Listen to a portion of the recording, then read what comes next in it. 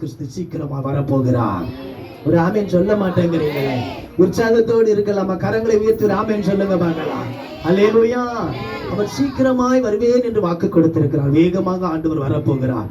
அவருடைய வருகைக்கு நம்ம எப்பொழுதும் ஆயத்தமாய் இருக்கிறவர்களாய் இந்த உலகத்தில் அசுத்தங்களை ஜெயித்து, பாவ போராட்டங்களை ஜெயித்து, சாப கன்னிகளை மேற்கொண்டு அவன் ஆண்டவருடைய பிள்ளைகளாய் பரிசுத்தமாய் வாழ்வதற்கு உங்களுக்கு எனக்கு ஆண்டவர் கிருபை தருவாராக. ஒரு ஆமேன் சொல்லுங்க, நல்லா சொல்லுங்க.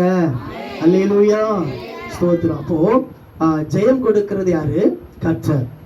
அப்போ குதிரை ஜெயம் கொடுக்கணும்னா ஸ்தோத்திரம், குதிரை என்னது? யுத்த நாளுக்கு ஆயத்தமாக்கப்பட வேண்டும். இன்னைக்கு நம்ம ஆயத்த ஜெபம் பண்ண வந்திருக்கிறோம்.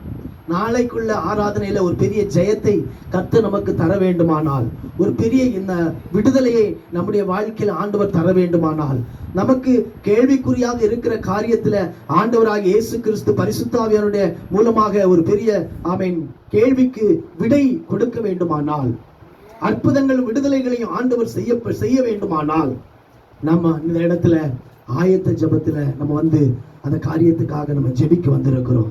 அல்லேலூயா. குதிரை யுத்த நாளுக்கு ஆயத்தமாக்கப்படும், ஜெயமா கர்த்தரால் வரும்.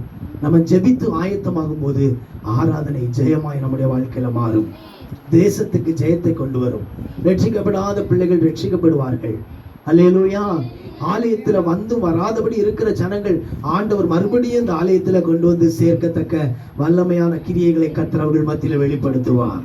ஒரு ஆமீன் சொல்ல மாட்டேங்கிறீங்களே. அல்லேலூயா, அல்லேலூயா. நம்ம கொஞ்சம் பேர் இருந்தாலும் ஆமேன்னு அல்லேலூயா சொல்லும் போது சோதரா அநேக நூற்றுக்கணக்கான பேர் இருக்கிறது போல தேசத்துல கேட்கணும். அப்படிப்பட்ட பலன் உள்ளவர்களாய் நம்ம மாறணும். அப்படிப்பட்ட அபிஷேகம் பெற்றவர்களாய் நம்ம மாறணும். அப்படிப்பட்ட உற்சாகத்தின் ஆவி உள்ளவர்களாய் நம்ம மாற வேண்டும். அதுதான் கர்த்தர் எதிர்பார்க்கிறார். அல்லேலூயா. வசனம் சொல்லு, யாரு ஆண்டவரை துதிக்க மாட்டார்களாம்?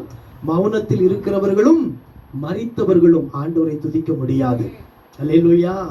சொல்லுங்க, யாரு ஆண்டவரை துதிக்க மாட்டாங்களா? மௌனத்தில் இருக்கிறவங்களும் மரித்தவர்களும் ஆண்டவரை துதிக்க மாட்டாங்க. நம்ம மரிச்சு போகல, நம்ம உயிரோடு ஆண்டவர் வச்சிருக்கிறாரு.